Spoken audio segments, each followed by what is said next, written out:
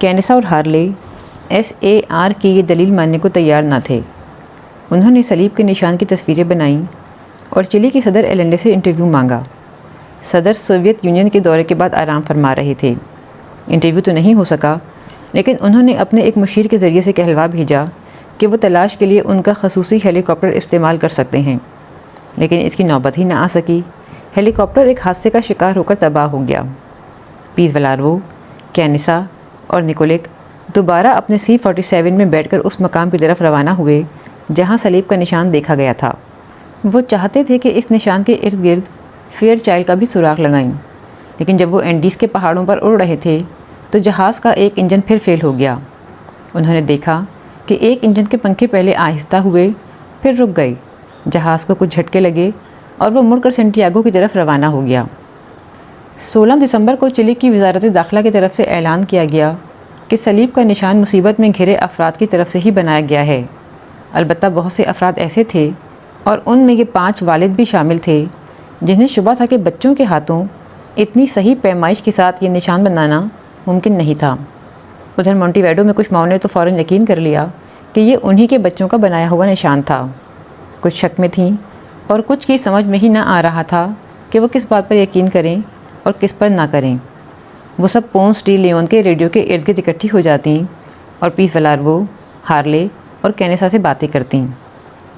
سینورا نوگویرا کو ڈاکٹر کینیسا کی سوجھ بوجھ پر بڑا اعتماد تھا۔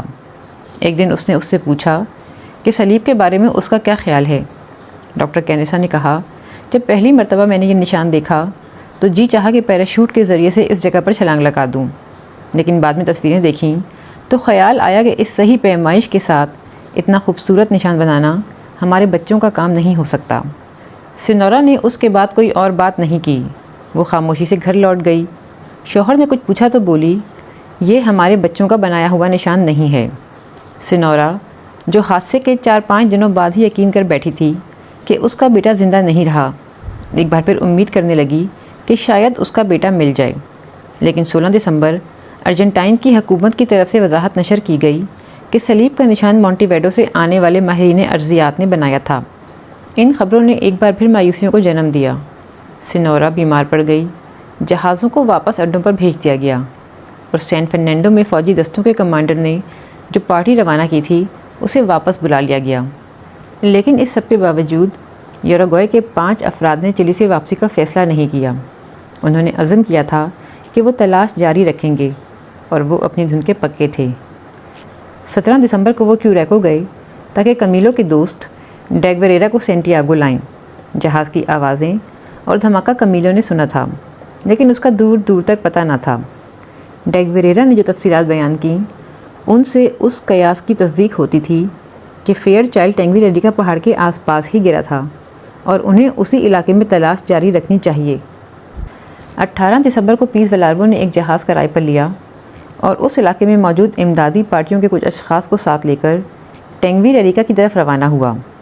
پہاڑوں کے مغرب کی طرف انہیں برف سے ڈھکی ہوئی ایک جھیل نظر آئی، اور امدادی پارٹی کے ایک شخص لیو کیرو نے برف پر انسانی قدموں کے نشان دیکھے۔ پائلٹ سے کہا گیا کہ وہ جھیل پر ایک اور چکر لگائے اور اس مرتبہ پرواز نیچی رکھے تاکہ والارو بھی ان نشانات کو دیکھ سکے۔ ان نشانات کو دیکھ کر اس نے لیو کیرو سے پوچھا، تمہارا کیا خیال ہے؟ ہیں تو یقیناً کسی انسانی قدموں کے نشان۔ کیا ہمارے لڑکوں کے؟ ناممکن، کسی چرواہے کے ہوں گے۔ چرواہا اس برف پر کیا کر رہا ہوگا؟ لیو کیرو نے شانے اچکائے اور خاموش رہا۔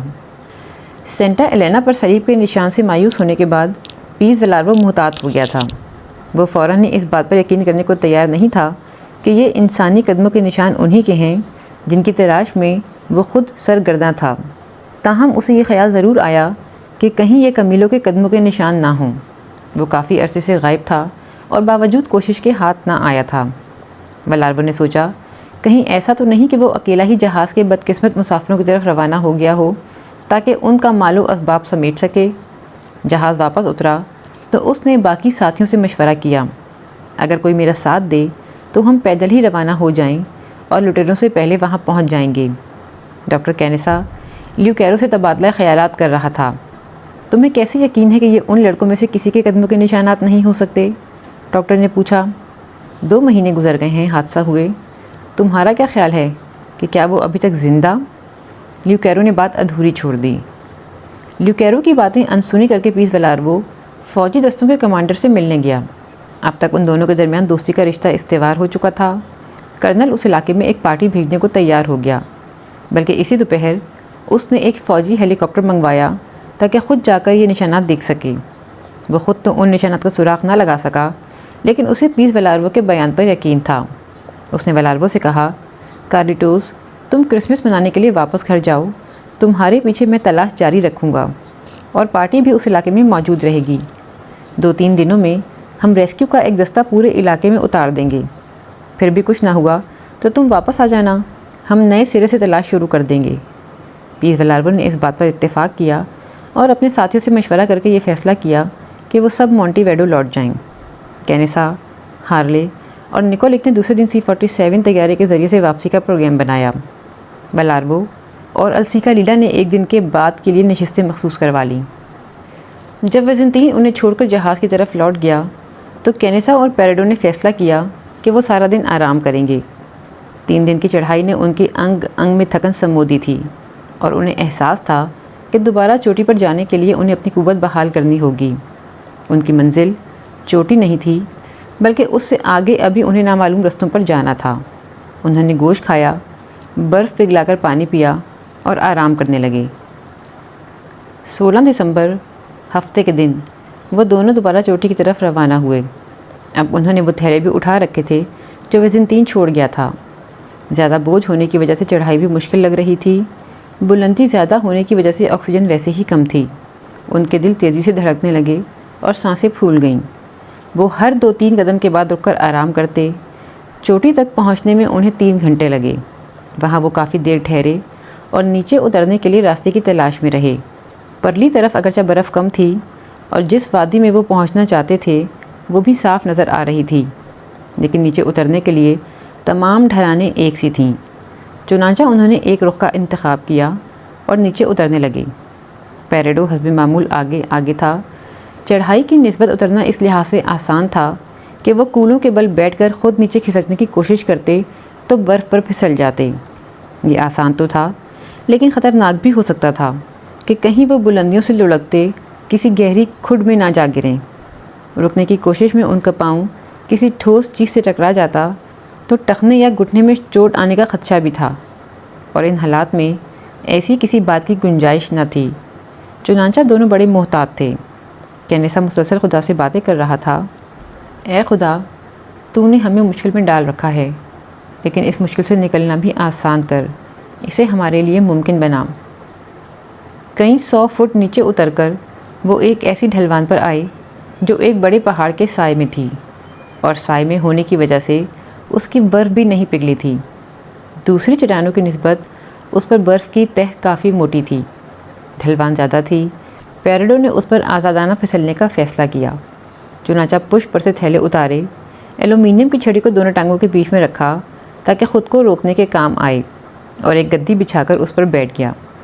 تھوڑا سا زور لگایا تو وہ آسانی سے پھسلنے لگا، لیکن بہت جلد اس کی رفتار بڑھ گئی۔ ایلومینیم کی چھڑی کو برف میں دھنسانے کی کوشش کرتے ہوئے اس نے رکنے کی کوشش کی، پر ناکام رہا۔ اس کی رفتار بڑھتی گئی اور وہ تیزی سے نیچے آنے لگا۔ اس کے اندازے کے مطابق اس کی رفتار 60 میل فی گھنٹہ رہی ہوگی۔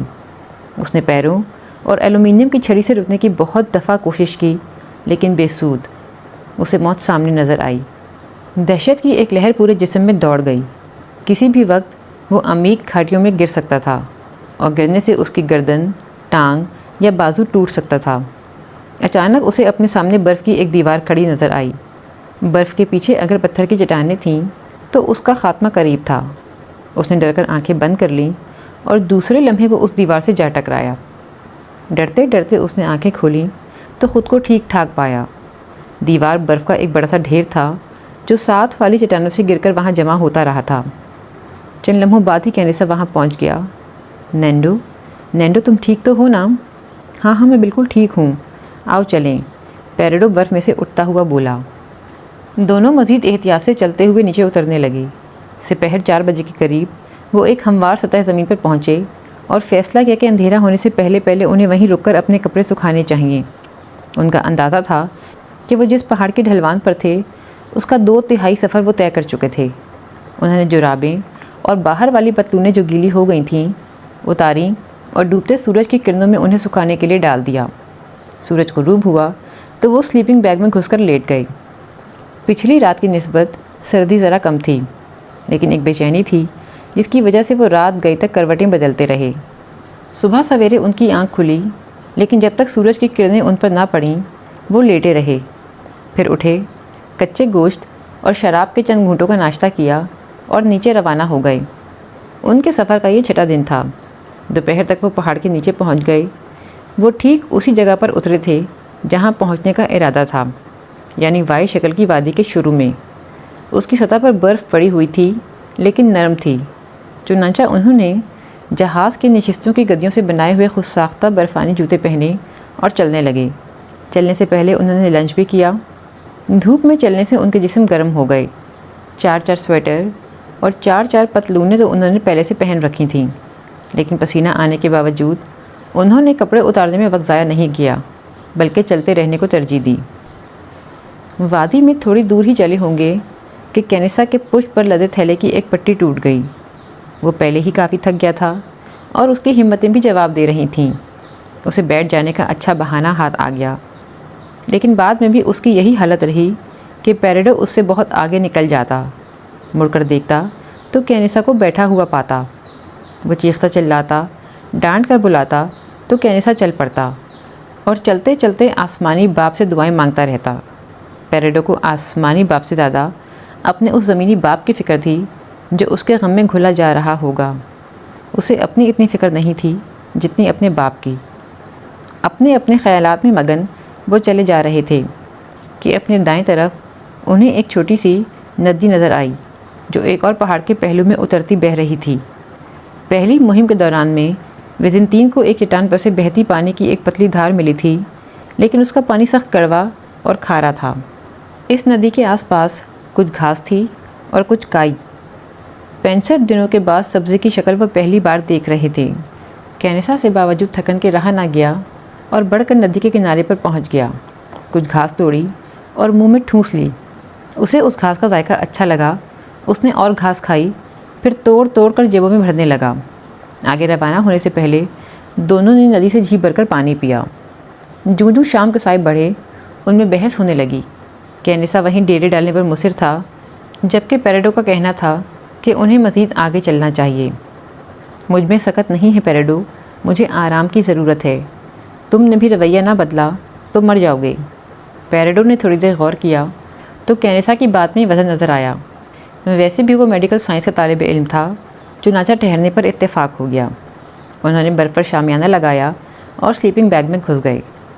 انہوں نے حیرت سے یہ بات نوٹ کی کہ جہاں وہ تھے وہاں تو اندھیرا چھانے لگا تھا، لیکن وادی کے پرلے سرے پر اب بھی دھوپ کی کرنیں چمک رہی تھیں۔ سورج مغرب میں ڈوبتا ہے اور یہ کرنیں ابھی تک چمک رہی ہیں۔ اس کا مطلب یہ ہوا کہ وادی کے اس سرے پر کوئی اور پہاڑ نہیں ہے جو کرنوں کا راستہ روک سکے، انہوں نے سوچا۔ دوسرے دن نئی امیدوں کے ساتھ انہوں نے معمول کا ناشتہ کیا اور آگے چل پڑے۔ تجسس پیریڈو کو دوڑائے لیے جا رہا تھا۔ وہ جلد از جلد وائی شکل کی اس وادی کو عبور کر کے دیکھنا چاہتا تھا کہ اس کے آگے کیا ہے، لیکن کینیسا کی بری حالت تھی۔ رات کے آرام سے اس کی قوت بحال تو ہوئی تھی، لیکن پیریڈو کا ساتھ نہ دے سک رہا تھا۔ ایک بار پیریڈو نے مڑ کر دیکھا تو کینیسا برف پر سر جھکائے بیٹھا تھا۔ اس نے اسے پکارا تو جواب آیا کہ اس میں مزید چلنے کی ہمت نہیں ہے۔ چلنے کے بارے میں مت سوچو، دھیان کسی اور طرف رکھو، پیریڈو نے کہا۔ ان کا سفر جاری تھا۔ گدیوں کے بنے ہوئے برفانی جوتوں کی آواز تھی جو خاموشیوں کو توڑتی تھی، لیکن اس کے ساتھ ساتھ انہیں وادی کے پرلے سرے سے ایک سرسراتی سی آواز آنے لگی جو آہستہ آہستہ پرشور غراہٹ میں بدل گئی۔ دونوں خوف سے لرز اٹھے۔ یہ کوئی دریا یا چوڑا نالا تو نہیں جسے وہ عبور نہ کر سکیں؟ ایسا ہوا تو کیا ہوگا؟ پیریڈو کی بے صبری انتہا کو پہنچ گئی۔ اس کی رفتار پہلے ہی تیز تھی، لیکن اب وہ ساری قوت مجتمع کر کے لمبے لمبے ڈگ بھرتا آگے بڑھنے لگا۔ تم خود کو تباہ کر لوگے پیریڈو، کینیسا چلایا، لیکن اس کی اپنی حالت بھی مختلف نہ تھی۔ وہ بھی اب تیز چل رہا تھا۔ تجسس اسے بھی تھا کہ دیکھیں اب کیا مصیبت آتی ہے۔ اس نے دعا کی، اے خدایا، ہماری قوت برداشت کو آزما تو صحیح، لیکن ہمیں چلتے رہنے کی ہمت بھی عطا فرما۔ پیریڈو تیز تیز قدم اٹھاتا اڑا جا رہا تھا، دعائیں وہ بھی کر رہا تھا، لیکن اس میں تجسس کی بے چینیاں زیادہ تھیں۔ کینیسا سے اس کا فاصلہ 200 گز سے بھی زیادہ ہو گیا تھا، اور بالآخر اس نے خود کو وادی کے اختتام پر کھڑے پایا۔ سامنے کا منظر کسی جنت سے کم نہیں تھا۔ سامنے برف نہیں تھی، دائیں طرف ایک گلیشیئر تھا جس کے نیچے سے مٹیالے رنگ کا گدلا پانی نکل کر زور و شور سے ایک گہری وادی میں گر رہا تھا، جس میں بڑے بڑے پتھر اور تودے پڑے ہوئے تھے۔ وادی میں سنا جانے والا شور اسی پانی کے گرنے سے پیدا ہو رہا تھا، لیکن اس سے بھی کہیں زیادہ خوبصورت بات یہ تھی کہ جہاں تک اس کی نظر جاتی تھی نباتات کی مختلف قسمیں تھیں جو دکھائی دیتی تھیں، گھاس، ہریالی اور پھول۔ خوشی کے مارے پیریڈو کی آنکھوں سے آنسو نکل پڑے۔ کینیسا اس تک پہنچا تو یہ منظر دیکھ کر اس پر بھی مدہوشی کی کیفیت طاری ہو گئی۔ خوشی کے آنسو آنکھوں میں لیے وہ آگے بڑھے اور برف کے آخری فاصلے کو پار کر کے دریا کے کنارے پر اتر گئے۔ پرندوں کی چہچہاہٹوں کے درمیان بآواز بلند انہوں نے ہاتھ اٹھا کر خدائے ذوالجلال کا شکریہ ادا کیا کہ اس نے انہیں اینڈیز کی خشک گرفت سے نکال کر ٹھنڈ سے نجات بخشی۔ وہ 1 گھنٹے تک دھوپ میں بیٹھے رہے اور جیسے وہ واقعی آدم و حوا کی جنت میں تھے۔ پرندے بلا خوف ان کے بالکل قریب آ بیٹھتے۔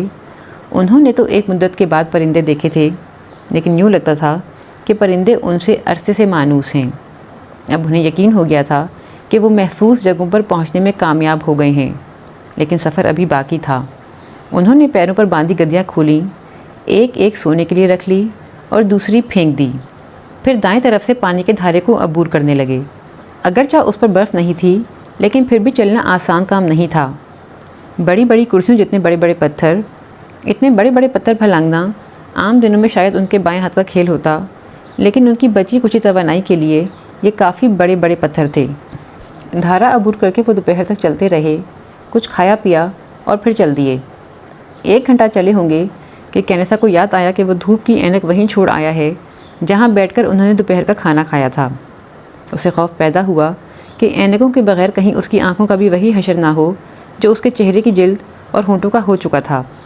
وہ کسی بھی قیمت پر یہ خطرہ مول لینے کو تیار نہ تھا، چنانچہ پیریڈو کو اس نے وہیں چھوڑا اور اینک کی تلاش میں واپس روانہ ہو گیا۔ 1 گھنٹے سے بھی کم وقت میں وہ اس جگہ پر پہنچ تو گیا، لیکن وہاں ایک نہیں سینکڑوں پتھر پڑے تھے اور اسے کچھ اندازہ نہ تھا کہ اینک اس نے کہاں رکھی تھی۔ وہ ایک پتھر سے دوسرے پتھر تک اینک کو ڈھونڈتا رہا، اور جب بے بسی سے اس کی آنکھوں میں آنسو آ گئے تو اچانک اس کی نظر اپنی اینک پر پڑی۔ اس پتھر کے قریب سے وہ کئی بار گزرا تھا، لیکن اینک پر نظر ہی نہ پڑی تھی۔ 2 گھنٹے بعد کینیسا پیریڈو سے آن ملا اور فوراً ہی دونوں آگے روانہ ہو گئے۔ تھوڑی دور گئے ہوں گے کہ ایک بڑی چٹان نے ان کا راستہ روک لیا۔ چٹان کافی بلند تھی، چنانچہ انہوں نے فیصلہ کیا کہ دریا پار کیا جائے۔ یہ بھی آسان نہ تھا، لیکن اور کوئی چارہ کار نہ تھا۔ چٹان پر چڑھنے کی ان میں سکت ہی نہ تھی۔ دریا کا پاٹ 25 فٹ تو رہا ہوگا۔ درمیان میں ایک بڑا سا تودا پڑا تھا۔ انہوں نے سوچا کہ پہلے تودے تک چلا جائے اور وہاں سانس لے کر پار اترا جائے۔ پہلے کینیسا نے تیاری کی۔ بھیگنے سے بچنے کے لیے اس نے اپنے کپڑے اتار دیے اور نائلون کی ایک رسی اپنی کمر کے ارد گرد باندھ لی۔ اس کا دوسرا سرا پیریڈو کو پکڑایا اور دریا میں اتر گیا۔ پہلے تودے تک پہنچا اور وہاں سے پھر پار اتر گیا۔ نینڈو نے جب دیکھا کہ اس کا ساتھی بخیریت پہنچ گیا ہے تو اس نے پشت کے تھیلے کی نائلون کی پٹیاں کھولیں، اس سے سلیپنگ بیگ باندھا اور پوری قوت سے دوسرے کنارے کی طرف پھینک دیا۔ کینیسا نے سلیپنگ بیگ کھول کر نائلون کی پٹی واپس پھینک دی تاکہ باقی سامان بھی آ سکے، جس میں کپڑے تھے، چلنے کی چھڑیاں تھیں، تھیلے تھے، ان کا راشن اور جوتے وغیرہ۔ یہ طریقہ خاصا مشکل ثابت ہوا کیونکہ پھینکنے میں خاصا زور لگ رہا تھا۔ ایک تھیلا تو دریا میں ہی گر گیا تھا، جسے اٹھانے کے لیے کینیسا کو پھر پانی میں اترنا پڑا۔ تھیلا کھولا تو دیکھا کہ شراب کی بوتل ٹوٹ گئی ہے۔ پیریڈو بھی آ گیا تو وہ تھوڑی دور اور چلے اور ایک مناسب جگہ دیکھ کر وہیں رک گئے۔ ابھی دھوپ باقی تھی۔ انہوں نے گیلے کپڑے سوکھنے کو ڈالے اور خود کھانے کے لیے بیٹھ گئے۔ بہت سی چھپکلیاں تھیں جو ان کے ارد گرد جمع ہو کر حیرت سے انہیں دیکھ رہی تھیں۔ اب تک گزرنے والی راتوں میں یہ رات کافی آرام دہ تھی اور وہ بہت گہری نیند سوئے۔